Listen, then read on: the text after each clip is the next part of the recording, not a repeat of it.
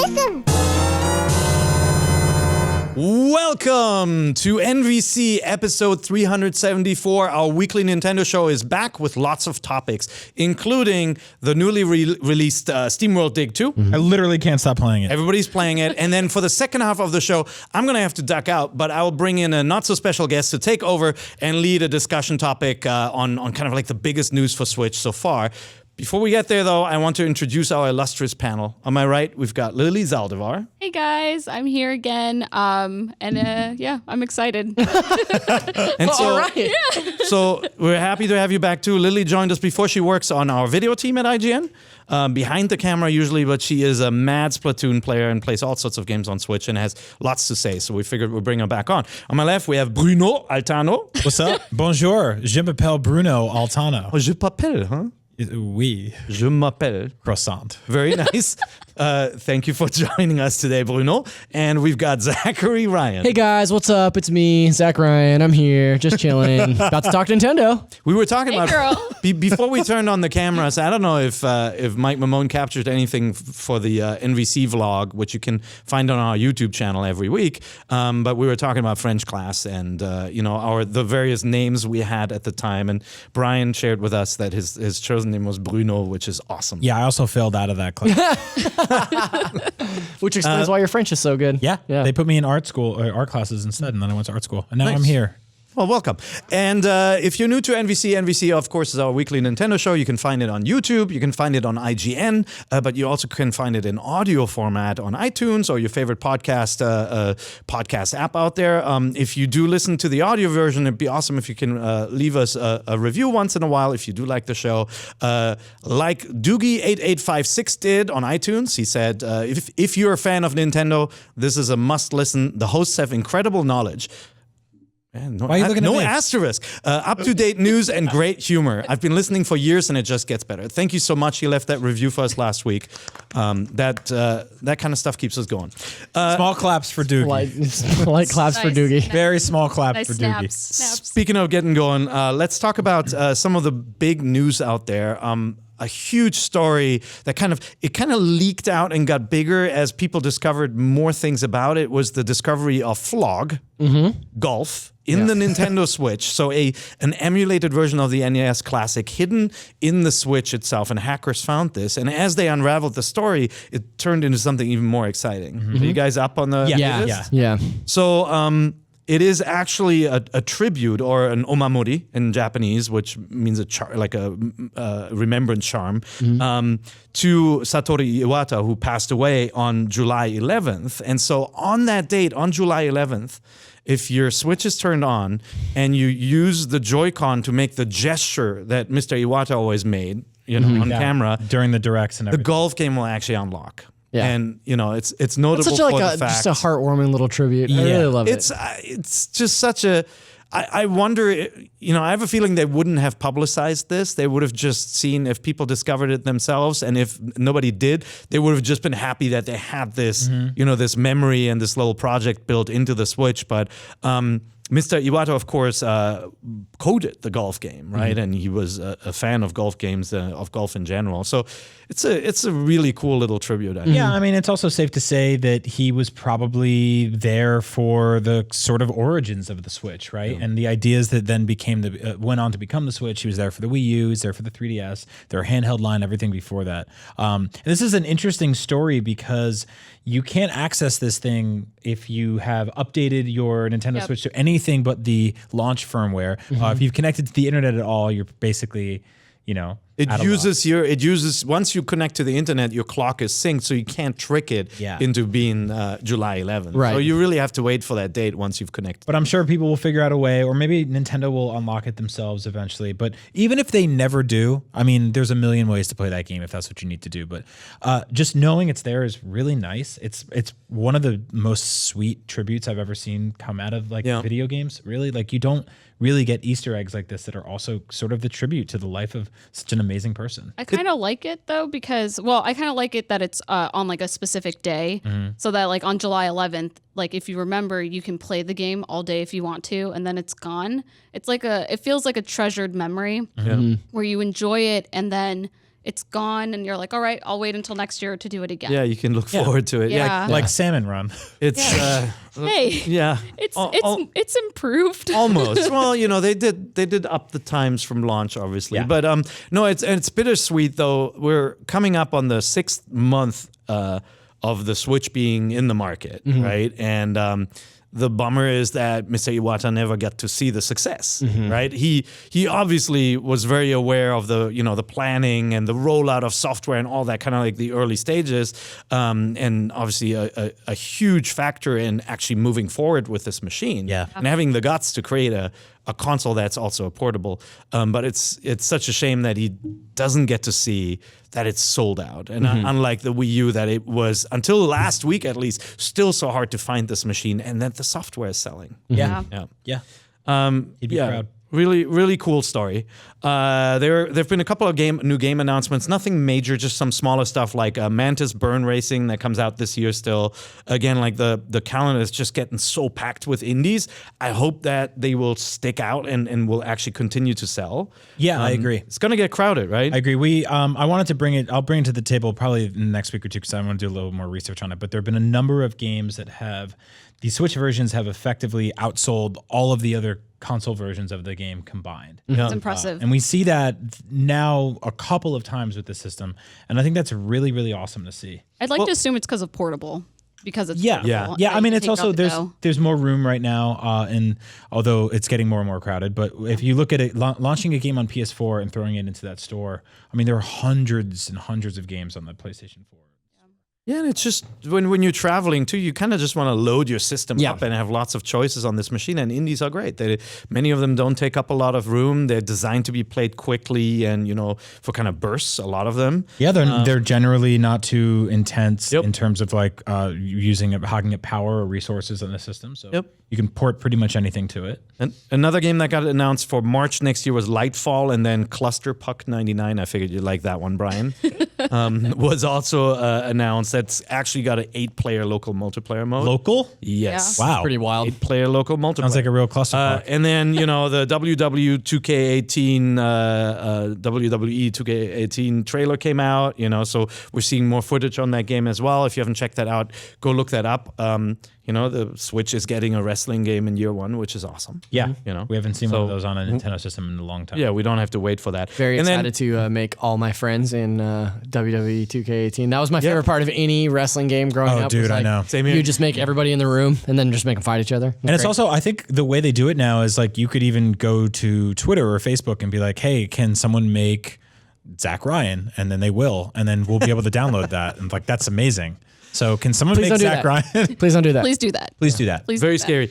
The Super Famicom Mini in Japan went up for pre-order last week. I don't know if you guys got a pre-order in or if you I mean, hear it it all. remains to be seen, but yeah. The Japanese. I don't the trust Japanese any one. So pre-order. just as No a reminder, pre-order. the Japanese one actually has games in it that aren't in the US version, and it is arguably the prettier machine. It looks like the European Super NES, not the weird blocky purple thing. You guys are not going to See, I have such an affinity for that weird blocky purple thing. I like I love the purple thing, too. Super Nintendo. Yeah. I have a European one pre-ordered too for the other weird shape. Yeah, well, Also- for the shape, but the Japanese one has Goemon, Panel de Pon, Fire Emblem, Super Formation Soccer, which I know you guys are dying to Oh play. man. That's And then it has Footy, we Oh, call because it. we all love sports. That's right. And it has Street Fighter 2, the new Challengers edition, not the Turbo one. So Not the it's, Turbo. it's worth, if you're a collector, it's definitely worth getting the Japanese as well. You can use any normal USB plug, Amazon Japan. Well, it's all sold out, of course. But if you do see it, a lot of sellers will ship to the United States as well. Yeah, and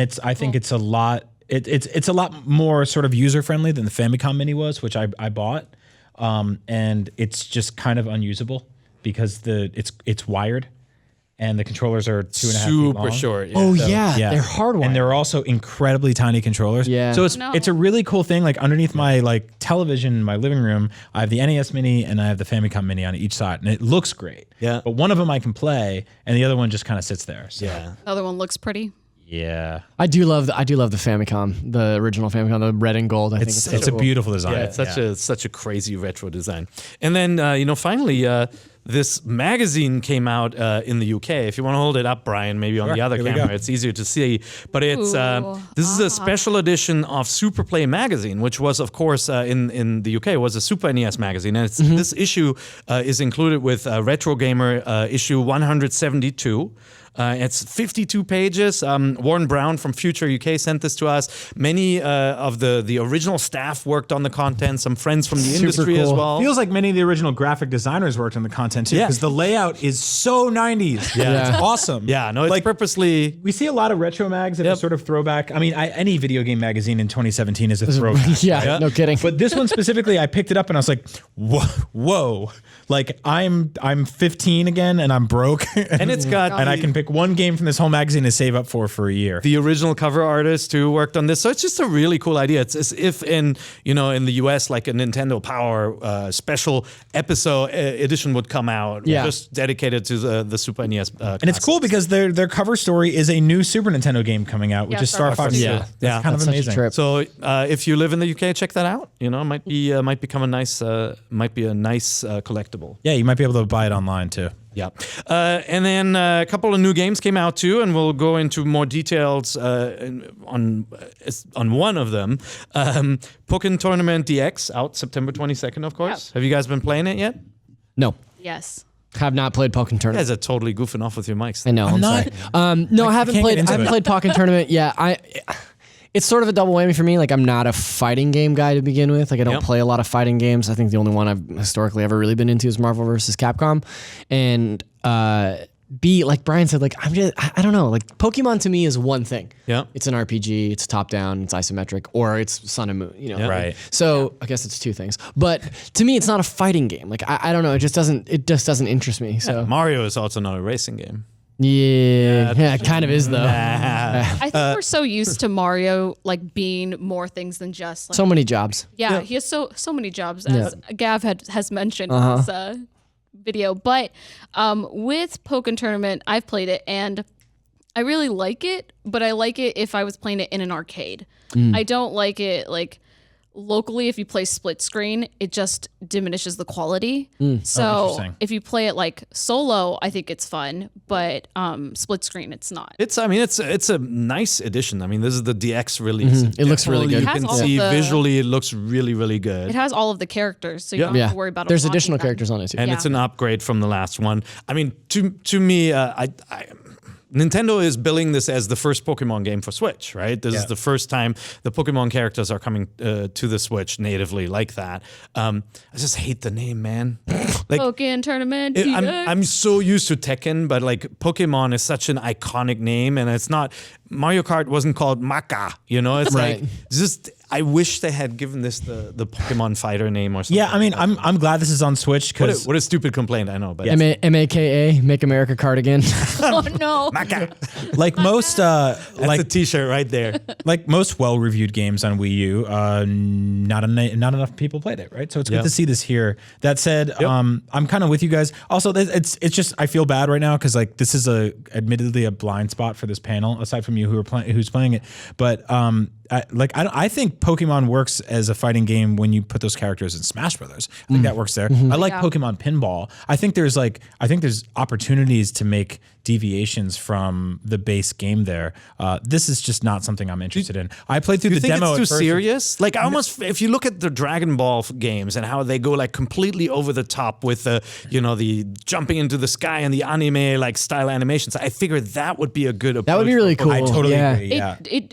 It doesn't have that, which I would agree. I actually would love to see like Dragon Ball Z like heavy animation styles in this game. I think it would lose the serious tone that I feel it has. Yeah. And like bring more of a lighter quality to it. Sure. I would agree. I would definitely play like Pokemon Fighter Z if it was sort of that's like I'd love a cell shaded 2D Pokemon fighting game. I think that'd be really cool. But I also, like I said, I'm hard pressed to purchase a fighting game because You love ARMS. I do love ARMS. Yeah. But outside of that, like I don't know. I feel like a lot of fighting games now are including story modes, Yeah. which is interesting to me, but also like it's something that the replay value to me is really low in a single player option. Yeah. And I don't play a ton of multiplayer stuff. You got to have friends or enemies for these games for sure. So I know there are a lot of fans of the Pokken games and of the first one.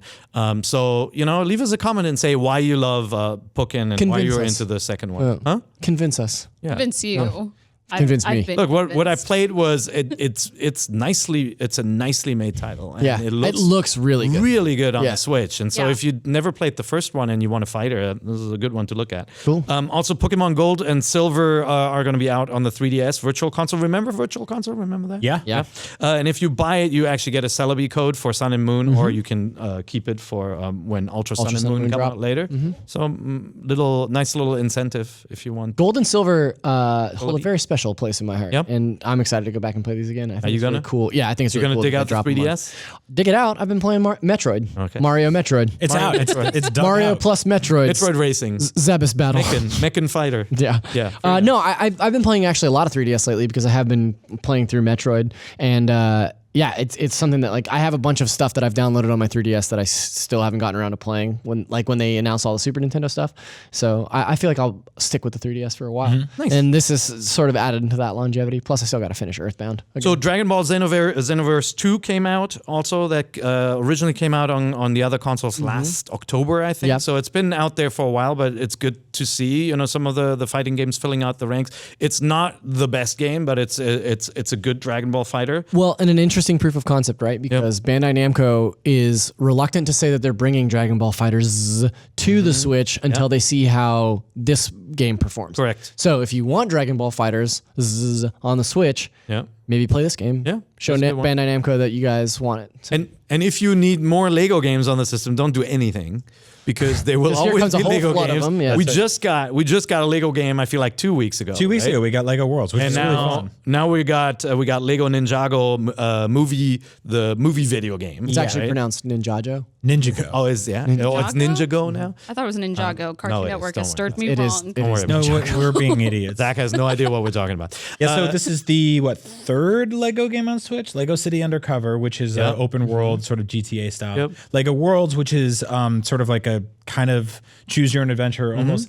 I hate saying Minecrafty, but it's about building and construction. Minecraft. Yeah, it's and stuff like Minecrafty, that. yeah. But it does have some mission-based stuff in a single player. And then this, which is very sort of more of the traditional Lego games you're used to from like the last 10 or 15 years. Yeah. Well, and then don't forget we've got Lego Marvel Superheroes 2 coming at the end of the year. That's coming as well. I would kill for like a Lego Star Wars port. 4 full Lego games In the first 6 months. Let's see. I mean, obviously, there's the tie-in to the movie, and the movie's supposed to be pretty good, right? It's got a hell of a cast. Yeah, we got it got a good review on IGN. I think 7.8. Our reviewer Alex, and we liked it. We previewed the game on our Comic-Con live show, and from what we heard during it, the Switch port is essentially just a port of the other versions. It's not like what they used to do on Vita or 3DS, where they would just make like downspec it and just kind of shrink it down a little bit.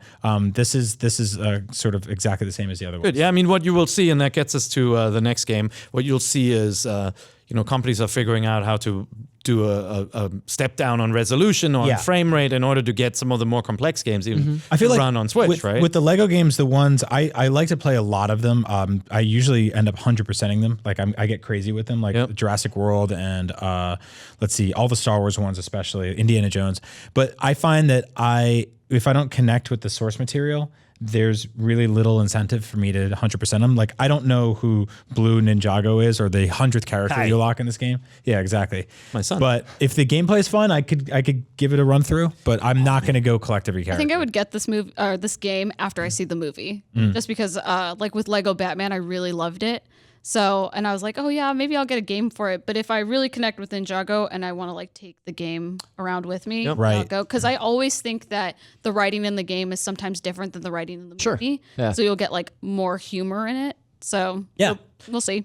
NBA 2K18 came out on the Switch. Yes. It came out as a downloadable. Before the retail version, so you can play it day and date with the other versions. When you boot it up and you see it running, I think a lot of people are going to be surprised. Yeah, like, it looks very really close. really good. Yeah, it looks very pretty. Now the frame rate is not 60 frames per second. Like when you see it on Xbox One or PS4 and you see it on a monitor, sometimes you're like, is that TV? Because it has this like it runs at this fast clip that usually sports television runs at, and so the Switch version is 30, so there is a visual difference, but especially on the small screen, it's really good looking. It looks really good. I ran into some issues before I even started the game because it's like 30 gigs. Yep. And this is the first time I've ever had to do sort of like the old like move stuff around the fridge, like Reggie used to say, like inventory management, because it requires 5 gigs of internal storage. Oh, wow. And if you bought a Switch on day one and started downloading games like I did, I think you had 32 gigs in there. System memory takes up 3 or 4. I booted that thing down out before I started playing. Right, which I should have done. I just kind of didn't think to. And I had Zelda on there. I had Fast Racing Neo, Bomberman, a couple launch games that took up almost the whole thing. And I had like 3 or 4 gigs left. And then I went to download this game and it was like, no, you need 5 just permanently on this thing. So now I have a 200 gigabyte SD card. I couldn't even kick the game save over to there. Like it's mandatory. It has to be on builds. the system, 5 in there. And this is the digital version of the game, right? The download version. And so the rest of the game got put onto the memory card. So just something to keep a heads up on. Clean up. Yeah, clean up if you don't have a memory card. So what I had to do was I had to like archive a bunch of games and then re-download them to my SD card. So no problem now. But now I have this 5 gigabyte, stamp in the middle of my system hardware. So Nice. Lily, you played a bunch of this, right? Yeah, so I played NBA 2K18 on the Switch and also on the PS4. And honestly, like besides the 30 frames per second and like the very big graphic like disadvantage that the Switch has, I really like it as a portable sports game. Yeah. I really do. Like I'm really happy. Like I am a huge like soccer and basketball fan. So having something like this where I can take it on the go is a lot of fun, and I still have that realism that the PS4 version has. Did you play multiplayer or did you do the story mode? I mean, unlike FIFA, this has the full story mode, right? yeah. The story mode is a lot better than 2K17 Yeah. because I know a lot of people didn't like the story mode. It's kind of like a little bit boring. The My GM, My League, which is where you get to own a basketball team and kind of manage it, that is 100% a lot better than the 2K17 version. So I really do like it on the go because I'm not the type of person who would play the My Player where I become a basketball player. I'm the type of person who would rather be a general manager. So I really wish that you would. It'd be so good to see just like this tiny blue-haired lady just putting the funk on the dunk. Hi, I'm here. I'm ready to go. But I prefer the general manager style, and I think that it's nice to have it on the go. Yeah. So if you're willing to, get rid of the differences that the graphics have and the frame rate, then I think it's great. Yeah. we put up IGN did a video. It was a graphic comparison of all the different versions. And it's not like a huge leap. It doesn't feel like we lost a lot in translation bringing it to Switch. So that's really awesome. I saw it on the eShop charts. It was selling well. So great. That's yeah, that's good. It's good to see. I think it's a lot of fun. Like, Sweet. I honestly think it's like, I'm just so happy that like a really good sports game is on, especially basketball. Like I'm excited to have FIFA. Yeah, no, FIFA's looking good too. I've always been a little more prone to the like arcadey style sports games. Like Same. what was the basketball game that came out early on? NBA Jam?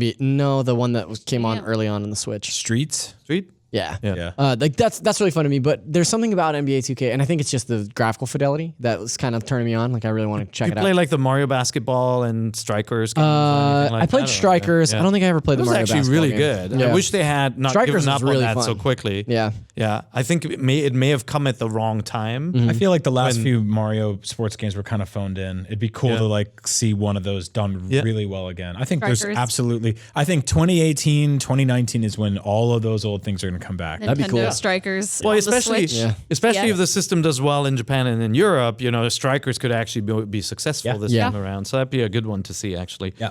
And then finally, Thimbleweed Park also is out. Yeah, it's Ron Gilbert's old school, sort of arcadey looking adventure game, like Yeah. a point and click adventure game. Very Maniac Mansion. He was one of the Exactly. original developers on that. Super obtuse puzzles, very weird. Setting is like Twin Peaks almost, like Yeah. this weird town vibe. Yeah, Chunky sprite pixel art characters. The characters sort of look like the main characters sort of look like Mulder and Scully from the X-Files. yeah. If you like LucasArts or Lucasfilm games, really before it, if you like those classic adventure games and, all the way back to Monkey Island or the later stuff like The Dig, this is in that same vein. So Yeah. that means puzzles sometimes will have you scratching your head, and you just have to try out a lot of things. But you also it has a funny dialogue, and it's a differently paced game on it. So be sure that you like adventure games, because I think my kids would be out within minutes with this. But like, I really have this great sense of nostalgia for the classic adventure game. Ron Gilbert is such a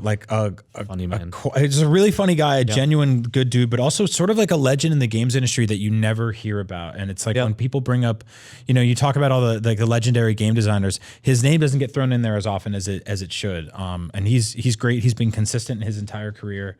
He did that game, The Cave, I think it was, which was also really fun. Just a great guy. Good to see these games. So let's now talk about a game that is single-handedly ensuring that our switches are always on and on sleep mode. Right? Like right now, if you wake up my Switch, it'll say SteamWorld Dig 2 on it, and I think yours will be. Yeah. I actually, you wanted to play NBA on my Switch before, so I bumped out. But SteamWorld Dig had been in sleep mode for 3 or 4 days now. Yeah. And it's the kind of thing where like I'm waking up. And I'm waking up before my wife and going into the room and grabbing my Switch and sitting on the couch and playing 2 hours before work. And then I'm getting home from work and I'm turning it on and I'm playing another 3 or 4. So I played it in bed last night. Yeah. And I Go on. should have gone to sleep like the rest of my family. Right. Yeah, that's where the story ends for Zach. And then I kept on playing, and there was this one level that I'll talk about that a little bit more, that just was making me very, very mad. Okay. Because this game balances exploration that is not very complicated. And if you take your time and you explore this 2D landscape by digging down, you get better equipment to help you dig through certain rocks. So it has that Metroidvania aspect of getting more tools, and like the hook shot equivalent, grappling hook and all that. But it is. You play it at your own pace, and so you can get yourself in trouble, but you can also play carefully. Yeah. And then there's some of these challenge levels. You go through a doorway, and it will kick your ass, and it will keep you playing for an hour. Yeah. So to give people a sort of like big sort of pie in the sky rundown of what this game is, because I got a lot of questions on Twitter. I was tweeting about how just wonderful this game is. SteamWorld Dig 2 is effectively a kind of action platforming game with RPG elements and some sort of Metroid meets Dig Dug style gameplay. It's a sequel to SteamWorld Dig, which you don't have to play to enjoy this one. That's a lot of people ask me that. Although I saw it was like it's free on Origins and a bunch of other places. You can get it pretty cheap. It's been on almost every console. The first one, yeah, except for mobile. The second one takes the foundation from the first one and does what a perfect sequel should do. You search for the main character in this one, right? So the quest is like find the main character from the first one. Yeah, and I think they take every single thing from the original game and just make it just a little bit better. I think the art style is better. I think the way the game flows is better. The general loop of the game is that you're this character with mining equipment.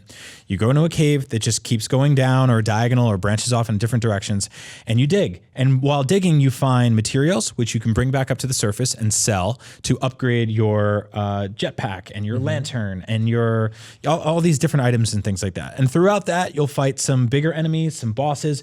But the cool thing is that there are caves all over the game. Like Per was just describing, these sort of like hidden challenge levels. And in each one of these caves, there's kind of a different hook. And it feels very like something.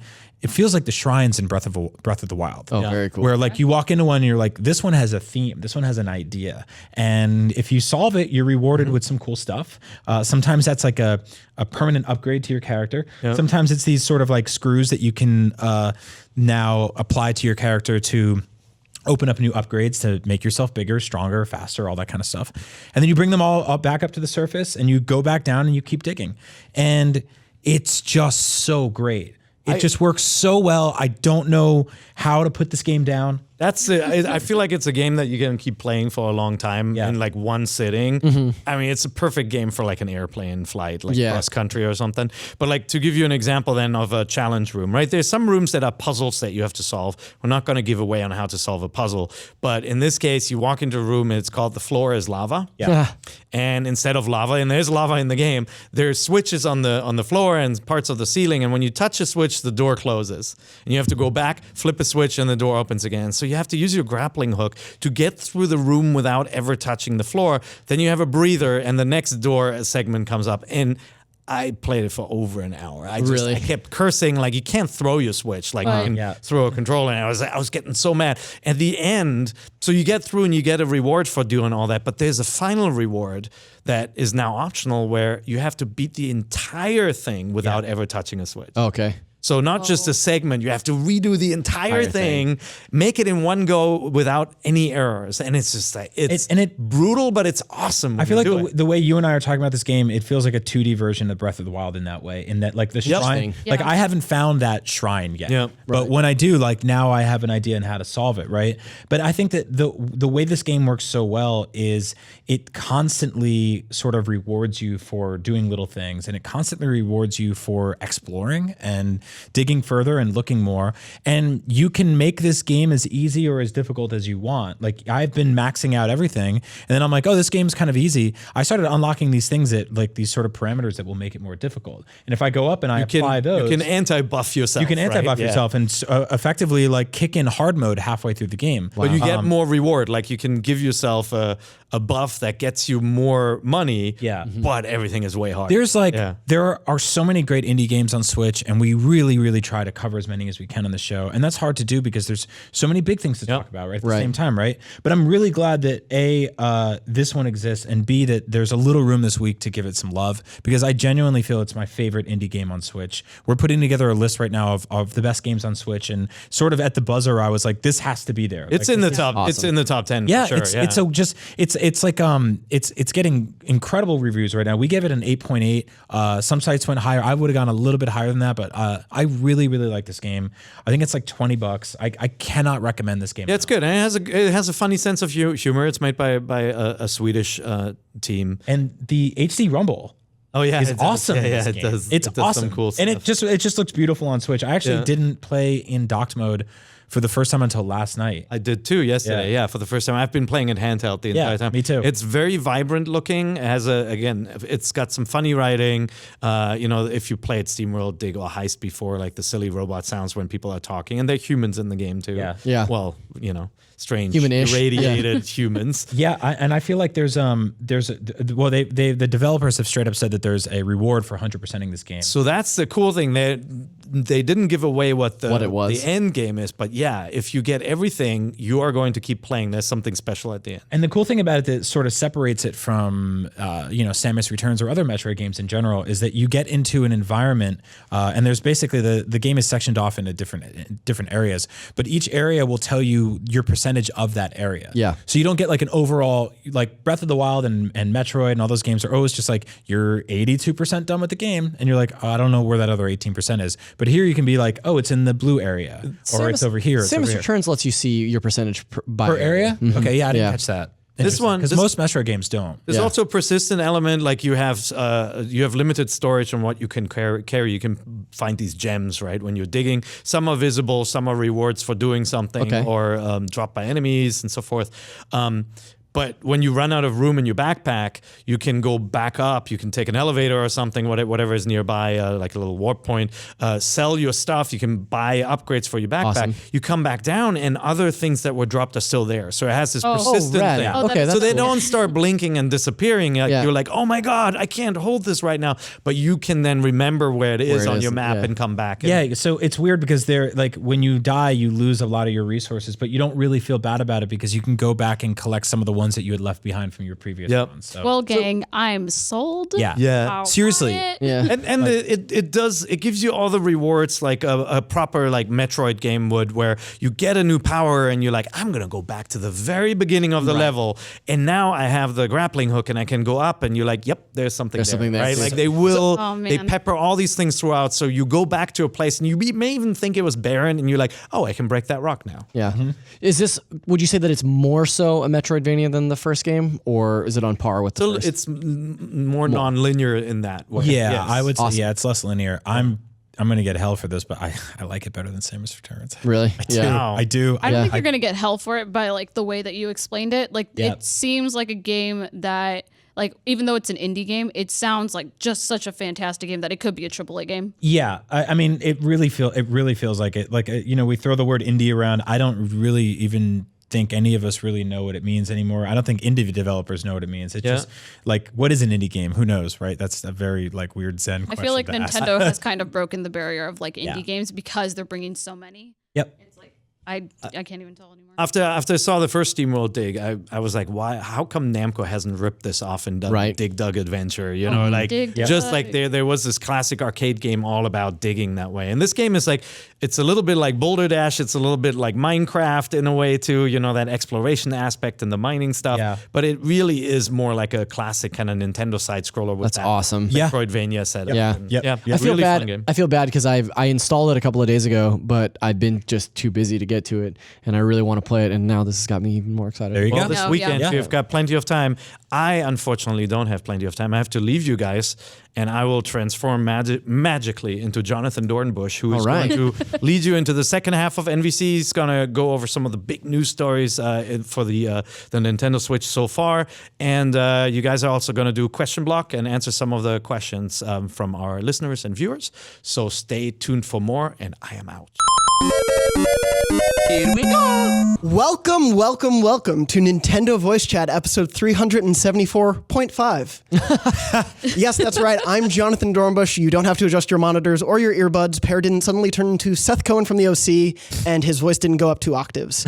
I am here to host the second half of the show because we are going to be talking about the biggest Nintendo Switch stories of the year so far. Before we get into sort of the fall rush, we want to take a look back while we actually have a minute to breathe and just see this amazing story that's sort of started in January and has continued at a crazy pace ever since. Yeah, it has been sort of a breakneck speed since the first announcement in October of last year, 2016. Yeah. And then it was kind of this nebulous, like, oh, when will we know more? And then we got a notification, oh, next week we're going to tell you all about Nintendo's next console. Yeah, and so that was what, January? Yeah, that we got that launch? Yeah, let's jump right in. So January was the big reveal. Mid-January, they said, hey, here's what the Switch is. They did that first video in October, but then it was the Switch. It's coming in March, and it is $300, and here are all the games. Zelda, Yeah, it was this huge, crazy reveal, and like that is the smallest turnaround I can remember. Yeah. For a like announcement of what it is and when it's coming to when it comes out. It's when we first heard the snaps. Yes. And the my clicks, favorite. Yes. And the pops. Yeah. All of those great noises. Oh, the ice I love cubes. them. Oh, yeah. There was the milking, a lot of weird stuff. A great start. Suda51 was there, talking about wanting to do No More Heroes. It was a weird sort of like half live, half scripted, janky sort of a wonderful, just bizarre hour of Nintendo, and it gave us an opportunity to get an idea of what this thing was going to be. They also started telling us about battery life. They started telling us about, did we know price at the time? Yeah, they announced price we did. that day. Yeah. So it was really interesting, right? Because we knew that there was a new Nintendo console coming for a really long time. Yeah. Like not I don't mean we IGN, I mean like the public at large knew that Nintendo was working on something because they had come out and said like, yes, the next Nintendo platform is in development. We're just not ready to talk about it. Yeah. And I think they did a really smart 1-2 punch by showing us what it is, or what it was going to be in October. And then in January, they're like, great, now here's the specifics, right? Like here's basically like they put the system out there for people to be like, oh my God, what is that thing? And here are 15 follow-up questions that I have about it. And then in January, they systematically addressed each of those, with the exception of Virtual Console. Right. But they were like, okay, here's what it costs. Here's when it launches. Here's what games you can get on the first day. You know, like here's how it works. Like it was really, really smart on their part to like generate hype, drop off the radar, and then come back and be like, okay, now we're ready to talk about the hard facts. Absolutely. Like, yeah. I definitely remember that night being extremely nervous for Nintendo because given with the Wii U and how well it did, the Switch is kind of like a really big gamble, especially the idea of it being a portable console and also like you can also play it docked. Yeah. So I remember actually seeing the price the date it comes out and being very skeptical about whether or not $300 was worth it. And I definitely, I wish I could go back in time and tell myself, listen, you're going to buy a Switch and you're going to love it. You're going to get your money's worth. Yeah, there's this funny through line that keeps happening, and I think in the next year we'll see it happening less and less so. But the sort of proof of concept, right? Like people have a hard time. I think at launch, people had a hard time believing like there's no way it's that seamless. Like there's no way you just drop it into a dock and it just works right on your TV. Yeah. Well, it does. It does. You know, there's like that initial teaser we saw Skyrim. It was like, there's no way a portable system can run Skyrim. This is just impossible. It does. It does. And it runs even more now. Yeah, and now it's like, well, I don't know. They can't possibly do Doom. Well, yeah, they can do Doom. But it was also like, oh, that crazy woman who brought it to the party and put it on the roof. Karen? We're never going to do that. You will. Yeah. You will. That was like the My funniest favorite thing, with after Alana. launch, Alana Yeah. at my birthday party was just in the corner playing Zelda, like on a chair by herself. She was for just 2 hours. just doing. And we'd be like, "Hey, Alana, yeah. you want to like come?" She's like, "Leave me alone. I'm hunting divine bees." Like Yep. she was. I love that too because after launch, it became that thing where every time we went out to a movie or to dinner, we'd have it with us, and I felt like I was the commercial. I think I talked about this in the show, but I was doing this shoot for Old Spice with Max Scoville and Mega Ran, the rapper, and we were in Florida in this weird little hotel, and we didn't know what to do, and we were like, we have our Switches, right? Oh, we can all play Mario Kart. And Mega Ran had his dock, so we plugged it into the TV, and we played on our own Switches, and we were just, cool. we just got like a bottle of alcohol and just screamed at our televisions and screamed for 3 hours. And it's like, back in the day, or a couple of years ago, I mean, maybe we would have had 3DSs. If we were all lucky, we would have had them. Maybe somebody would have brought a PS4, but now it's like having all of those things at the same time. Yeah, and Lily, you were sort of talking about the skepticism. I think there was a bit of that for all of us. You know, a lot of us wanted the $250 price point that the Wii had, and especially after the Wii U, when that got launched, we didn't know what it was at first at E3. We're like, is this an attachment? Is this a new system? What? But then it launched, and it broke records. Yeah. And that's sort of the next big thing in sort of the Switch's life, was at launch in America and Europe, it was the fastest selling Nintendo console ever. Right. Yeah. And then they announced that full launch month, those 28 days in March, and it sold 906,000 units in those 28 days. It's insane. And Is that worldwide? that was only in North America. So that was the MPD numbers for that. And what was great about that was it was the Breath of the Wild sales were 2 or 3 million or so, which means it had 102% attach rate to the system. That's right. So that means that people were buying multiple copies. Which we did the math on the show, and it was like 2 or 3 of us at the time were like, yeah, guilty. Yeah. But I mean, that launch was crazy, and that weekend was sort of in this insane moment of like, here's the proof that we finally all wanted. Dude, and then there was like the anxiety around the shipping issues that everyone had gotten through, almost every major online retailer. Yeah. That was such a stressful day in the office because systems started showing up periodically. Oh, God. Right? So like I got mine early on in the day. Like I got mine around like 11 o'clock and like 2 or 3 other people also got theirs at the same time. And then around 2 o'clock when other people's systems hadn't shown up, like I was sitting across from Damon Hatfield at the time and he was like, well, where the hell's mine? And I was like kicking mine under the table like, oh, I'm not a jealous man. That day, yeah, I for was. sure. Oh, yeah. And then like that, it just never showed up that day. And Same. I think I've told this story, but I went on Twitter and I was like, my Switch never showed up, and I'm sad. And Jared Petty, who used to be, who has been on the show and used to work at IGN, his wife was like, we got 2. Do you want to come pick one up? And like I got in a car and drove down the peninsula and picked it up and came home. And it's like probably the happiest I was all year or been all year. Like it was just so wonderful to have that thing in my hands and be like, this is new Nintendo System Day. Yeah, like this only comes along once or twice every couple of years, And it was awesome to have. Mine didn't come until the Monday after, so it was basically that weekend. I was looking at like other people, like, "Hey, are you busy this weekend? Do you wanna hang out? And can I just use your Switch, please?" Yeah. One caveat to that rule is that if you're a big Nintendo 3DS fan, new Nintendo System Day happens literally every 3 weeks. That's true. Yeah. So, yeah.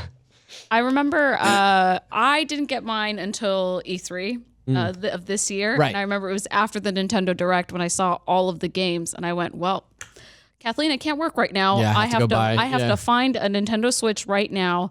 And if it's online, great. If I can find it in a store in LA, even better. Yeah. And So you ran out to the store in LA to get one? I did not. I went, so I tried to look for a bundle, and I remember GameStop was like, "Oh, we're gonna sell ours, but they won't come out until June 30th." And I went, it is June 15th. I want mine now. Right. Yeah. So I went and Target had a bundle, and they were like, "Oh, we can deliver yours by Tuesday." So I ordered it, and when I came back to work, you handed me my Target package. You're right. And you're like, "Hey, you got this," and I opened it. I was like, "Switch." Do you know like Switch. the difference, the way even we're telling the stories of excitement around this console, mirror what this year has been like. Absolutely. Yeah. And the difference between this and the Wii U is that I went to pick up the Wii U on launch day at GameStop in San Francisco on Market Street, which is the biggest GameStop in the city, on the most busy street in the city. Mm-hmm. And I said to my wife, I'm going to get in line and get the system. And she was like, I'm going to go to Starbucks and get us coffees. And I was like, great. I got in line to get the system, and she took longer to get coffees because I walked in and there was one person in front of me and he was like, I'm here for that Wii U. And I was like, I'm also here for that Wii U. And they're like, it's here. There's no one else here. It's you two. You two adult men are here.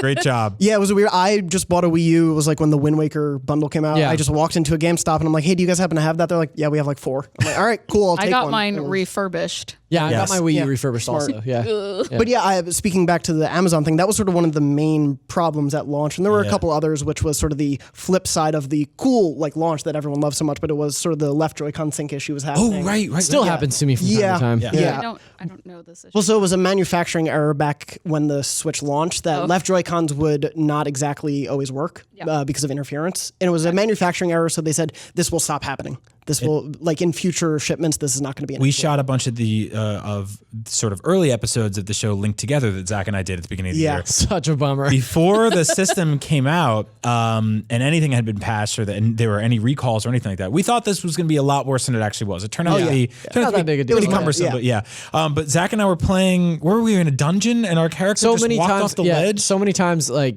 in those early days, that we were recording those because we did the first few episodes like back to back. Yeah. We recorded a bunch of them before the game or before the system had actually come out, right? And so, it was one of those things where like we would be doing something that would take precision, and Brian was left Joy-Con in that run through, and he would just all of a sudden Link would just be like, bleh, and like Zach would be like, what are you doing? I was like, I don't know. I'm like, you It's can't a be running around ghost. like that, or like ghost in I'd the be like, all controller. right, well, okay, crouch. Come on, crouch. And he's like, I'm trying, man. And like, So To be fair, they fixed those issues, and to be fair, Zach and I Yes. didn't. We spent the rest of that series yelling at each other over dumb things that we had total control And it over. was great. By the way, we actually never really confirmed this, but Link Together has been on hiatus for weeks now, but we will be back with more episodes of Link Together for Super Mario Odyssey. we don't have a cute name for it, but we'll figure something out. If you have Something one, let us know. Cappy, Yeah. probably. Yeah. Yeah. Yeah. Cappy connection. There you go. Oh my. There you go. Don't publish this episode. We need to copyright That's that. right. There we go. But sort of moving on, obviously you're talking about Zelda. I think one of the craziest things back then was the whole cliche of, but will there be enough games to play? Right. And Nintendo has done this thing consistently throughout the year. And there were a couple early in the year where I sort of want to start as like the next big thing of the Switch's story. Yeah. They do these directs every few months where it's like, here are 15 games. And some Right. of them have been the Nindy focused directs. Some have been major games. Some have been sort of third party agreement things. But like they do these consistently every few months. And it's this, don't worry, there will be games. And there's a lot of great ones. And They've been incredibly consistent with that. That said, even if they hadn't been, they launched with a 200-hour game of the year. Yeah. And it was the thing that I've very few times, and I've been at IGN for a long time now, very few times I've seen something so completely consume the office here. And I think what added to that was the ability to bring our Switches with us anywhere. Absolutely. So you would see people on our news team in between editing news videos would pop open the Switch and collect Korok seeds. Yep. There were people having conversations pretty much in every corner. Did you find this? Did you do this? Did you go to this shrine? What about this armor? This is what my character looks like. Do you know about this secret? It was such an amazing water cooler moment, not just for us, but for the sort of entire internet, the entire world got together to talk about that game. And I love that conversation. I'm glad it continued through Master Mode. I hope it continues through the DLC that we're going to see eventually. Yeah, but that same narrative is happening beyond Zelda, which I think is really interesting, right? Because now that conversation has shifted from specifically about one game, and now it's like one of the things that I really love about the sort of Switch clan that we have here in the office is like, hey, I'm playing SteamWorld Dig 2. Have you tried it? Or, hey, I'm playing NBA 2K18 and it's really, really good. Like, you should give it a shot if you have an opportunity to. Or, here's 15 I didn't even do that on purpose. Here's 15 indie games. 2 or 3 of them I've played and they're really awesome. So try these. And I think that's what Jonathan was saying. Like, Nintendo has been really great about putting out one tentpole like franchise game each month. Yes. You know, we've gotten Mario Kart 8 Deluxe, we've gotten Splatoon 2, ARMS. Yeah. So they've been really good about that, but then they're supplementing that library with this like hand-picked selection of Nindies that I think are really, it's a really smart way. Like they kind of rolled this plan out to us in March at the pre-launch event. Yes. And they've done a really good job of carrying it out because it's like, okay, so you've already played 100 hours of Splatoon 2, you finished the single player campaign, you're sick of it, that's fine. And while you're waiting for the next Splatfest to start up, here's 12 games that you can try that have passed the Nintendo seal of approval. You know? Yeah, it harkens back to that sort of that old back in the day when that seal of approval meant so much. And it's here are the next 15 games they create water cooler moments. Yeah, the really portable aspect of it too is that like before the show, I'm like, instead of just mansplaining SteamWorld Dig 2 to Zach, I can be like, look. And he's like, whoa, like it's gorgeous. And I'm like, or I could be like, play it. Like I handed Pear my Switch before, and I was like, play NBA. Yeah. Like, check it out. That's how I got people in the office to play Snipper Clips. Was just, hey, I need to finish this co-op level. Will you join in with me? And then people would buy it because they were like, this is so fun. You guys went to a movie before, like when the game launched. Yeah. And before the game launched, and there was a shot of you all just gathered around a table, like playing Snipper Clips on with split Joy-Cons. Yeah, we were just waiting for dinner. It was great. I love it. So cool. Yeah. So with Nintendo Directs, I honestly love, I guess we haven't addressed it, which is like the updates that they have when it comes to games. Like, ARMS with where they gave the little hint about Lollipop, and it was like, what is it about? Gamescom update. And like with Splatoon 2, like they'll tell you, oh, hey, we got this new gun, or we have this new map. And I really like that they're not just like leaving it to the online or like on Twitter. They're like, hey, we kind of gave you a glimpse of it. Yeah, but let's still bring it up on the directs. Same thing with Super Mario Odyssey. We all are very hyped about it, but they're just like, let's amplify that hype. Sure. Their games shirtless Mario. Their games are growing, like they are not like sort of stagnant ecosystems anymore. Yeah. They are like living, breathing things that expand and grow and evolve. They tweak them to make things better. They remove glitches.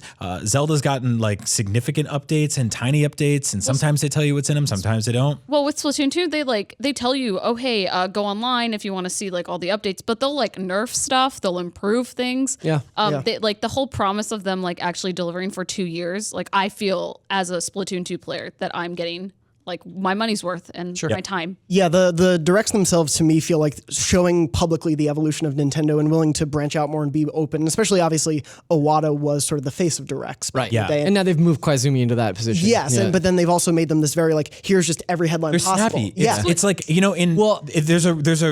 there's like a cadence and a rhythm to them that almost feels like living in a utopia and watching the news. Because we live in a dystopia and watch the news. And when I turn on the news, I'm sad, and they play it at the gym every day, and I hate the gym, and I hate the news, so that sucks. But I put on Nintendo Direct. Thank you. I put on Nintendo Directs, and it's like 40 minutes of just like boom, boom, boom, and they're like, "Hey everyone, Kirby's back, and now he eats pizza." 10 seconds later, they're like, "There's a new ARMS character. It's a clown." And then 10 seconds after that, they're like, "There's 8 new levels in Splatoon. They're great, and you can make fish umbrellas." And I'm like, "This is the best." They are delightful little surprise presents throughout. Yeah, I love them so much. It's awesome. And Lily, you were saying the sort of the updates they give about their existing games like Splatoon and everything. I really love, and especially they've sort of emphasized that online focus that Switch has. One negative side of the Switch story this year, I think, though, is the delay of their online paid services in terms of what that means for that classic game selection they talked about, the virtual console, what it may be. So they delayed it into 2018. We were all expecting it now. And for now, it's just a free thing, but you also have the voice app on your phone. It's such a mixed story too, right? Yes. Because it's sort of saying like, I'm worried about the virtual console stuff. The sort of like arcade ports that are happening through Hamster is a really cool sort of step in the right direction there. Absolutely. That said, they haven't shown us a reason to pay for online yet, so I'm okay with them delaying that. Me too. Yeah. It's not like I'm sitting there being like, take my money. I mean, I will, because look at me. I mean, they already took my money through the games. Like, I'm here. Give me.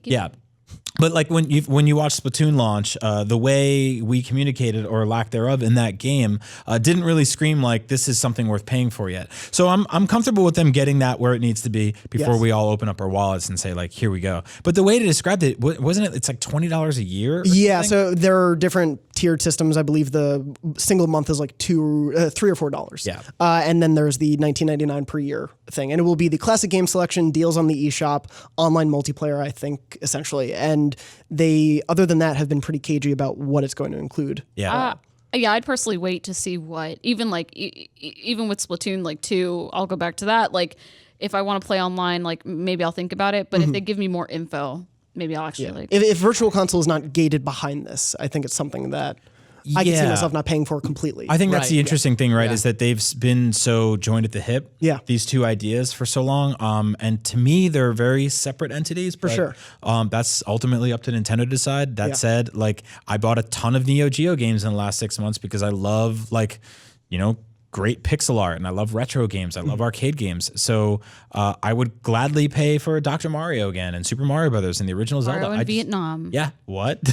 Well, It's true. There's a game like that. That's true. Zach, were you going to? No, it's cool. Okay.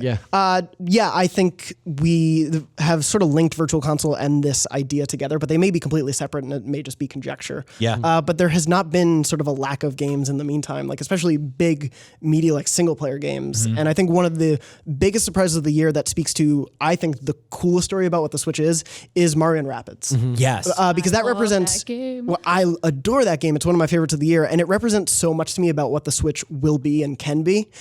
Because it started out when the leaks were coming out before E3, everyone was like, this is going to be a dumb game. Why did Nintendo do this? But it's showing that Nintendo is willing to partner and put their faith in a totally different team. That to me is the biggest thing about Mario and Rabbids is that Nintendo has for so long kept such an iron vice grip on their properties that I think, and we've seen them work with like Capcom for Zelda, on Game Boy and Game Boy Advance, and there's been things here and there, but like never Mario. Never the opportunity to put him in a different scenario with different characters in a different world, and like I think that they sort of circumvented the whole debacle of that leak by bringing Miyamoto out at E3 to show, like, to reinforce the idea that, like, hey, we know what we're doing with this. This is a game that has Nintendo's vote of confidence behind it. Yeah. Like, you should be excited about it too. And then it's totally paid off because that game is fantastic and it's sold really well. People are really into it. They announced today it's the best-selling third-party game on Switch, and Nintendo is officially distributing it in Japan. And Korea. And Korea, yeah. So that's awesome. I mean, they put faith behind this weird thing that we all boomeranged on. So we went from being like, what the hell are these awful minion rabbit animals to being like, this is one of the most polished and beautiful and fun Mario games in a while, and I love it. I think Davide should be very proud. Yeah. Because he basically broke, like, his game is groundbreaking. And like, I bet will like shine a lot of light to like other games or other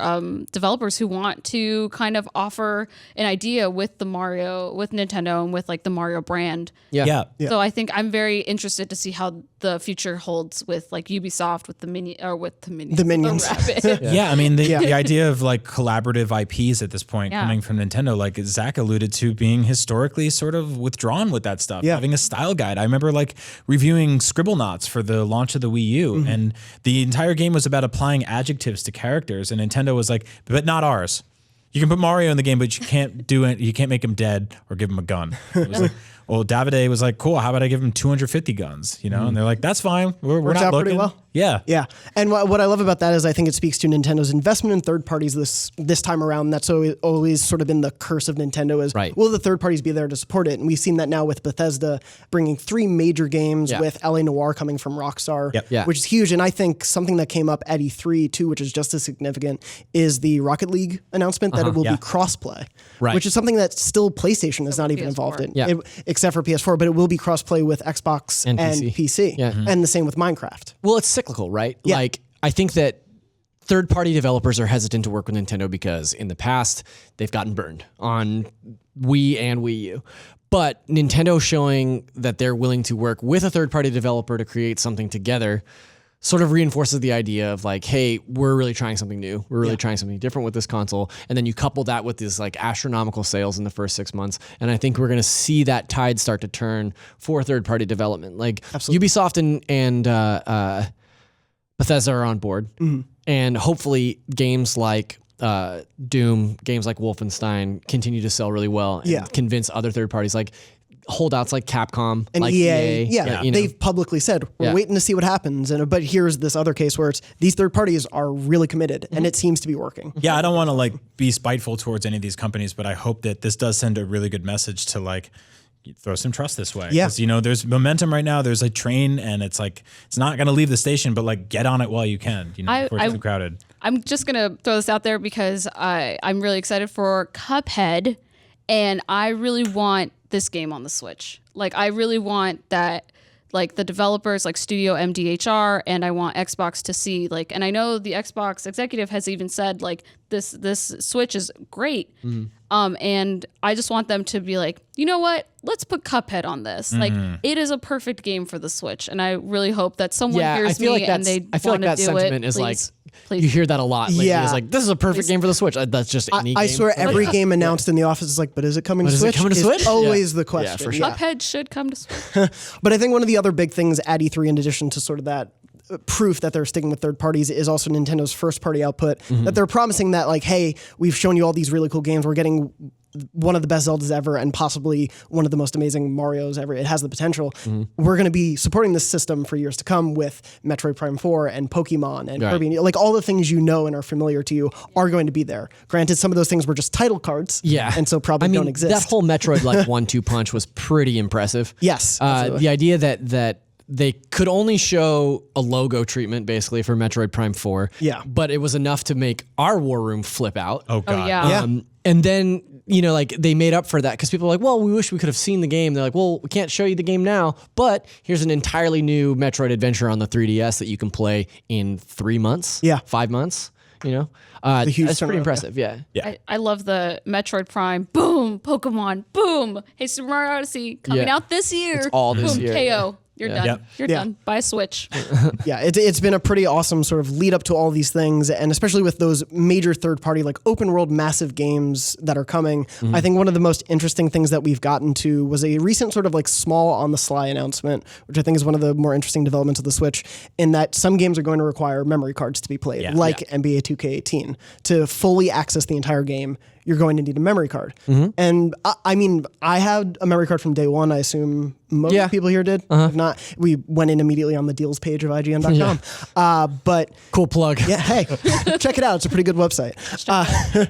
But I think this development means that they are looking for major third-party releases. Like, hey, you can have a home here. We just need to sort of offset that, I guess, to the consumer at this point, because they didn't build the Switch knowing that might be a possibility. Possibly. Yeah. Weirdly, on the flip side, we've seen like a tremendous support from indie developers in creating physical versions of games that historically didn't get them. And so I find that fascinating as well, because you have that both of those ideologies are happening at the same time. And we've been on the show proponents of both. I think many of us lead to digital just for the sake of it works with our jobs. We cover a lot of games. But there are a lot of people that collect games, and they're getting that opportunity with Switch games and those adorable little cases and Binding of Isaac, disgusting really little toxic cards. Don't taste those. Yeah, don't taste not those. Great. But I got Cave Story physically because it came with like a pouch and an old school manual and a keychain. Yeah. And Binding of Isaac did the same thing. And we're starting to see that with a bunch of games. And I think that's really special. It's really awesome that that they're giving people a reason to keep doing that. But yeah, that said, and I've said this before, you kind of have to get a memory card eventually. Yeah, which you can hold out, but they're coming for you. Which could indicate, obviously, whatever the next evolution of the Switch is, whether it's a Switch Plus or the Switch 2, the Switcher, it would, I assume, have a much larger internal memory to be able to start supporting these things. Yeah, I doubt it. Yeah, it's possible. We haven't seen that from Nintendo literally ever. But they bumped up from the Wii U's 8 gig base level to the 32 gigs. So I thought the Wii U was like 512 megs. Just incrementally. It was a floppy disk. It was just in the Wii U. But yeah, that was sort of the most recent development that I think speaks to where the future of the Switch is going. It's going great. And I mean, it's been a pretty crazy year, like not even full year yet, or 8 months into this. And I'm excited for the future. It's insane just looking at the rest of the year. And then the thing is, like, what I find really like enticing is that I open that email from Nintendo every Thursday that's sort of like Nintendo downloads. Yeah. And I pop open the eShop and I'm like, 6 new games are here. And like 3 or 4 of them look like really, really interesting. And 1 or 2 are like, some of the best games of the year. And it's just really cool to see that happening. Yeah. And it's exciting to see where it'll go from here. Yeah. Probably, hopefully, just another crazy 8 months of nonstop Switch. Another crazy 8 years. 8 more years. That's quite the console life cycle. Here's to 8 years. There'll be a game. There'll be like Madden 2099 or whatever will launch on this thing. I'll tell you, it'll be the Wii 2. He'll lose count by then. But yeah, so that has been the Switch year so far. It's been a crazy year. But now let's turn over to listeners. We're going to take questions in the question block from you, dear listeners and readers of IGN.com. All right. So yeah, let's do the first question from Adam. Okay. Sure. So these specifically we got from the email this week. Sometimes we use Facebook. Sometimes we use Twitter. You can follow us on Twitter at It's at Nintendo. It's at NVC Podcast. Sorry. There you go. And what's that email, Brian? The email is nvc@ign.com, and our Facebook group is facebook.com/group/Nintendo voice chat, I think. Yeah. Usually what I type in. I had most of it there, okay? Probably. You did a good job. Don't worry, the forums will ping you and be like, this is Nintendo voice chat forum. I'm a solid C+ student, so there we go. Adam says, hey guys, love the show and look forward to it every week for my insight into the maddening world of Nintendo. Madden is not confirmed for Nintendo. That's a rumor we just made up. My question relates to the success, both critically and commercially, I hope, for Mario and Rabbids Kingdom Battle. Simply put, what crossover would you like to see a developer take control of? For example, my would be Splatoon: The Division, an open-world cooperative third-person shooter set in Inkopolis, overrun by Octolings. It could basically have Splatoon's multiplayer and have crossplay with that game to ensure the fan base isn't split. Don't want to split that Division fan base. That's a lot. I think it could be really cool, and it's a genre that Nintendo have never quite had anything in, to my knowledge at least. I love that idea. Absolutely. I'd like to ask you guys: can you possibly come up with something crazier? Crazier, man. Or what do you want? I mean, I think Kingdom Battle showed it to me. I want a more traditional Mario RPG, like the Legend of the Seven Stars and Paper Mario. I want that again. Even if just give me another Paper Mario RPG. I missed it when it was that style. From a seasoned RPG developer or from the Kingdom Battle team. I'd like to see a return to sort of that turn-based.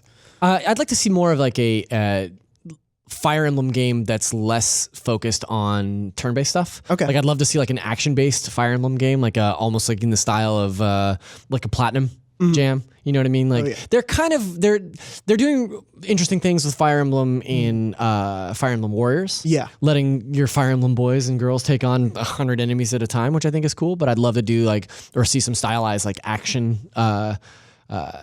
A stylized action take on Fire Emblem, because I think that might be the thing that finally gets me into Fire Emblem. But I would love to see Drinkbox Studio try their hand at Donkey Kong Country. That'd be really cool. Be great. And just go very diagonal with it. Would you say that you want them to go ape? Yes. Yes. Go ape. I guess I would like Pokemon mixed with Skyrim. I feel like that one has been mentioned. Yeah. In the past. I want the Pokemon MMO that hasn't happened. Pokerim? Pokken Skyrim. No, this sounds DX. I just think we're working on it. Skymon. We'll figure it out. Yeah. Anything Pokemon open world. Maybe the Switch version will be that. Yeah, that'd be very cool. Yeah. Bethesda's like Skyrim, Pokemon Skyrim, surprise. Yeah, that's what modders were born for. Matt says, "Hey all, love the show and look forward to listening every week. Now that we've gotten a Metroid 2 remake, do you think Nintendo will try to remake Super Metroid? It might not make sense, or may make sense given that we've remade the original two games, which many people under the age of 20 may not have played. However, one could also argue that this game's ideas and mechanics are much more accessible to younger gamers. Would it be worthwhile for Nintendo to remake?" I just graduated high school and I played both of those, so I don't see what his issue is. He effectively implies that we've gotten remakes of, we had Zero Mission. Zero Mission, which is the original Metroid, and then Metroid 2. So chronologically, it would seem wise for them to go there next. In another 8 to 10 years. Super Metroid is sacred cow. You don't mess with that. I don't think it necessarily needs to be remade. I could see if Nintendo wanted to create bigger, more animated sprites, and it was still the core mechanics and core gameplay, and then just slapped a new coat of paint on top of it. But even then, like the sprites in Super Metroid are some of the best. It's like one of the best looking 2D games of all time. I think you're right. Like a remaster would work. Yeah, that's about as much as you can do. I remember when we first. You guys remember like this sort of reaction to Link Between Worlds? Yeah. Link Between Worlds turned out to be an excellent game, but the idea of a lot of people of returning to like a remixed version of Link to the Past where you could turn into graffiti and walk around on paper. Love that game. We were like, it's so good. What the hell are you doing? And it turned out to be excellent. Yeah. So what do any of us know? Well, and especially because people didn't love the art style too, so that it kept people at distance of like, will this be good? Because what are they doing to that beautiful game? Yeah. I think for now their Metroid focus is going to be Prime 4. Like if there is a remaster of Super Metroid in the future, probably not till after that. I would think they might see how Metroid Prime 4 does, and then go back and remaster it. Yeah. But I agree. I don't want them to touch it. It's sacred. I worship it. I would like to reiterate something that we said a million times on the show, though, is like if they want to bring the Metroid Prime trilogy to Switch, I'm totally up for that. So, yeah. There are a few GameCube, Wii U remasters I'm just waiting for. Sure. I always think about that, and I'm always interested in how that would work because of the motion control stuff in Metroid 3 and the you could totally do it with the Joy-Con. Yeah. Just give me Captain Toad again, please. I'm the fan club for Captain Toad. Captain Toad. Yeah. Thank you, Matt. And then William finally says, hi, great show and really liking the new regulars. Hi, Lily. Oh, hey. And hi, Zach. Hey. Just wondered if you think Wolfenstein 2 coming to Switch in 2018, not day and date, is partly because it releases the same day as Super Mario Odyssey.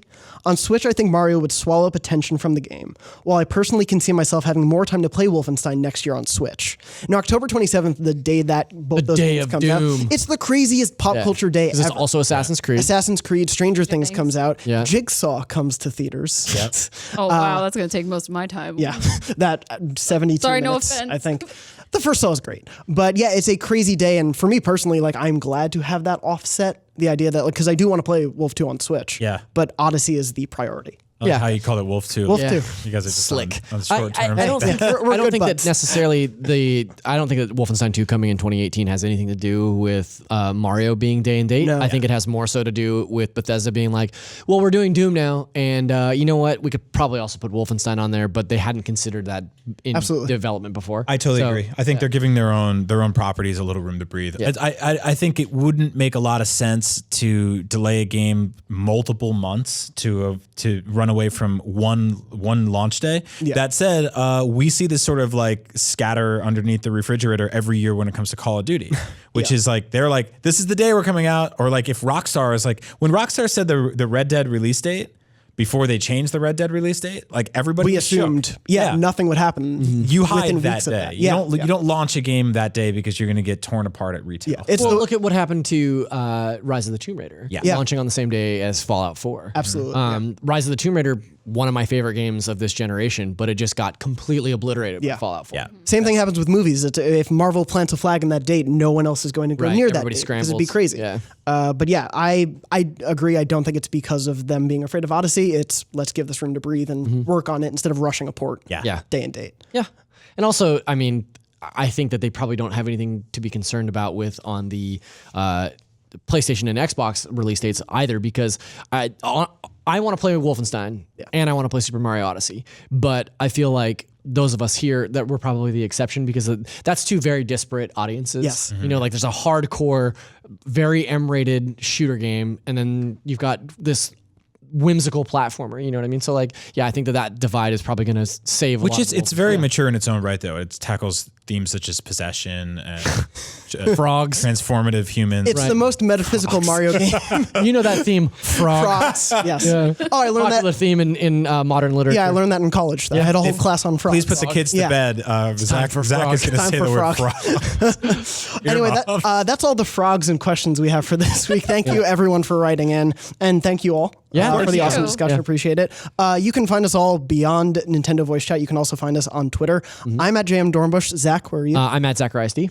Ryan? I'm at Agent Bizzle. And Lily? I'm at Cool Cat Lily Z. And of course, you can always find us also on IGN.com in the Facebook group for Nintendo Voice Chat, the YouTube channel for Nintendo Voice Chat. Always be sure to subscribe there. We've got more content, the weekly blog as well.